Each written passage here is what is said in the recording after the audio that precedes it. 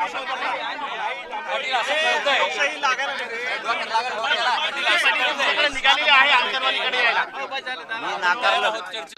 नाकारलंच नाही कधी ते येणार पण ते मागण्याची मान्यता पण देणार हेही मला माहिती आहे पण आम्ही कधीच त्यांना नाही म्हणलेलं नाही. 10-12 मागण्या एक मागणी नवीन आहे मात्र अनेक म्हणजे मंत्रालय पण मागच्या 7-8 मागण्यासंबंधी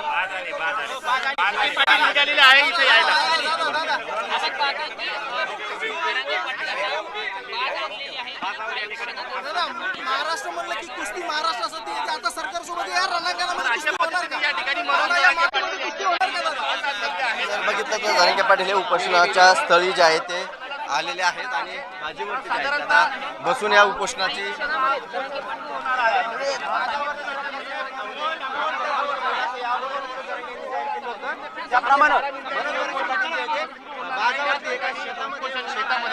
करणार आहे ते भूमीचं वातावरण अशा या ठिकाणी उपोषण करणार असेल तरी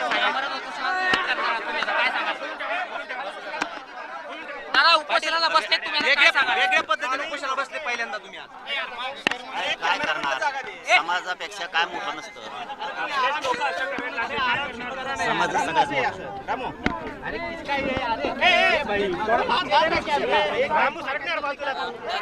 मोठ्या संख्येने या ठिकाणी मराठा बांधव आलाय ते देखील उपोषणामध्ये सोबत बसणार आहेत.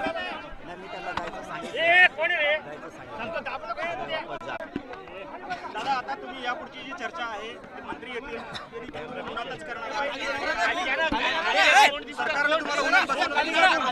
जिथं आंदोलन सुरू तिथं बसायला लागणार ते चर्चेवर.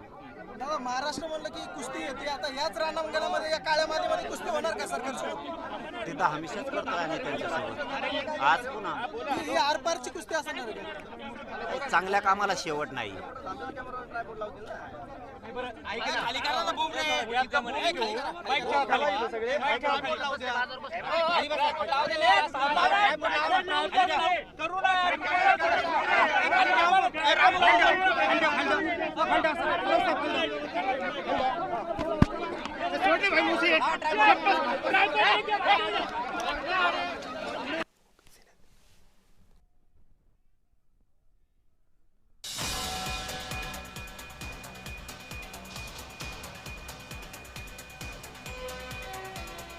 आपण बघतोय की जरांगेंनी आता कडक उपोषणाचं हत्यार उपसलं. याच्या आधी ते बसून म्हणजे सावलीमध्ये बसून उपोषण करत होते मात्र आता थेट त्यांनी उन्हामध्ये बसून उपोषण करण्याचा निर्धार केलाय. नवनाथजी माझा आवाज येतो का तुमच्यापर्यंत? हो येतोय सर. मी म्हणतोय की आता सध्या जरांगेंनी अतिशय कडक उपोषणाचं हत्यार उपसलंय. आता तरी त्यांच्या आंदोलनाला यश येईल का काय वाटतंय? सर मला हे विचारायचंय यापूर्वी जरांगे मग कडक उपोषण करत नव्हते का? जेवण करून उपोषण करत होते का? आता कडक मग यापूर्वीचे उपोषण जरांगेचे कसे होते हे जरांगेने सुद्धा उत्तर दिलं पाहिजे. कारण जरांगेचं उपोषण पूर्वीपासून काजू बदाम खाऊन चिकन सूप घेऊन उपोषण गोधडीतून काजू खाणारा जरांगे आणि आजच्या घडीला सुद्धा उन्हात बसून बाजावर बसून म्हटला त्याने बाजावर नाही ढेकळावर बसून उपोषण केलं पाहिजे. परंतु आजच्या घडीला कुठेतरी सावलीत बसलेला मला पाहायला मिळाला. उन्हात कुठं बसलाय हे सगळं समाजाला आता बसलेत की ते नवनाथजी आता बसलेत ते उन्हामध्ये? उन्हात बसले का? किती दिवस बसतील? सरकारने सुद्धा बसून दिलं पाहिजे अशा नौटंकी लोकांना. हे सगळे नाटकं आहेत. उन्हात किती वेळ बसल? 1 तास बसल, 2 तास बसल, 1 दिवसभर बसल. पूर्वीच तो जर बसल्याच्या नंतर अगदी दुसऱ्या दिवशी सलाईन घेणारा सलाईन योद्धा आहे. आता किती दिवस बसणार? आहे सगळे ज्या गोष्टी तुम्हाला मिळणारच नाहीत. असंविधानिक मागण्या करायच्या, हट्ट करायचा, बाल हट्ट सुरू, बाकी काही नाही. आणि ओबीसी समाजाचं राजकीय अस्तित्व ओरबाडून घेण्याचा सगळा डाव आहे. आणि हा खरं तर राज्य सरकार राज्यातील मुख्यमंत्र्याला टार्गेट करण्यासाठी सरकारमधल्याच काही मंडळींचा खटाटोप आहे. त्याच्या जरांगेच्या खांद्यावर बंदूक ठेवून हे सगळं चाललेला खटाटोप आहे. विशेषतः जरांगेंनी सुपारी घेतलेली आहे राज्य सरकारचा मुख्यमंत्र्यांना पदावरून हटवण्यासाठी.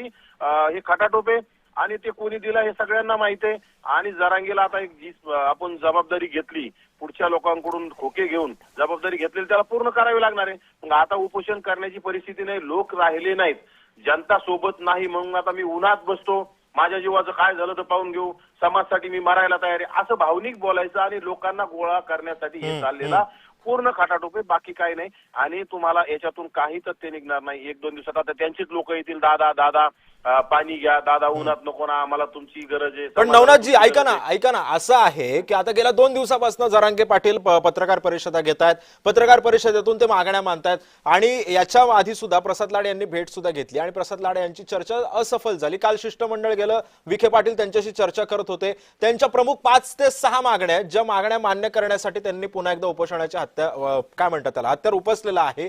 याच्या आधी सुद्धा उपोषण केलं, मात्र सरकारकडून त्यांना आश्वासन मिळतं, त्याच्यानंतर त्या आश्वासनाचं काही होत नाही. आताच्या ज्या 6 मागण्या आहेत त्या मान्य करण्यासाठी आता त्यांनी उपोषण पुन्हा एकदा सुरू केलेलं आहे. कितपत चान्सेस वाटतात ह्या मागण्या मान्य होण्यासाठी? त्या मूळ मागण्या सर, त्या मूळ मागण्या चुकीच्या आहेत. यामध्ये त्यांनी काय मागण्या किंवा सरसकट कुणबी प्रमाणपत्र पुन्हा राहिलं, ज्यांना कुणबी प्रमाणपत्र दिले ते व्हॅलिडेशन करायचे. आता जर तुम्ही हाताने खाडाखोड केलेल्या नोंदी मार्फत जर प्रमाणपत्र अधिकाऱ्यांना हातात धरून केले असेल, पण जात पडताळणी समितीकडे ते व्हॅलिड होणार नाहीत ना. पण यांचा खटाटोप सुरू आहे व्हॅलिड करण्यासाठी. राज्यामध्ये असे अनेक प्रमाणपत्र आहेत ज्यांनी आता पंचायत समिती लढल्या, जिल्हा परिषद लढल्या, ह्या लोकांचे सुद्धा बोगस नोंदी मार्फत प्रमाणपत्र निघले. त्यात छत्रपती संभाजीनगर, मी आता नाव सांगत नाही, छत्रपती संभाजीनगर मध्ये एका पंचायत समिती सदस्याने बोगस कुणबी नोंदी मार्फत प्रमाणपत्र काढलं आणि त्याच्यावर निवडणूक लढली. आता व्हॅलिडेशनच्या याच्या प्रकरणात जरांगीचे जे आसपासचे जे जरांगीच्या टीम मधले ट्रोलर वगैरे आहेत, सोशल मीडिया बघणारे, जरांगीच्या आसपास फिरणारे ते संभाजीनगर मधले त्या अधिकाऱ्यांना जाऊन धमकावलं त्यांनी, किंवा ते व्हॅलिड का करत नाही ते प्रमाणपत्र म्हणून, आणि ती यांच्या बाजूनीच निकाल दी व्यक्तीने त्यांच्या विरोधात कोर्टात गेलं. नक्कीच नवनाथजी, त्यामुळे एकंदरीतच या सगळ्या पार्श्वभूमीवरती आता जरांगेंच्या मागण्या मान्य होतात का हे सुद्धा पाहणं तितकंच महत्वाचं ठरणार आहे. मला वेळेअभावी तुम्हाला थांबवावं लागते. धन्यवाद आपण दिलेल्या सविस्तर माहितीबद्दल. त्यामुळे एकंदरीतच आपण पाहतोय की सध्या मनोज जरांगे हे उन्हामध्ये उपोषणाला बसलेले आहे.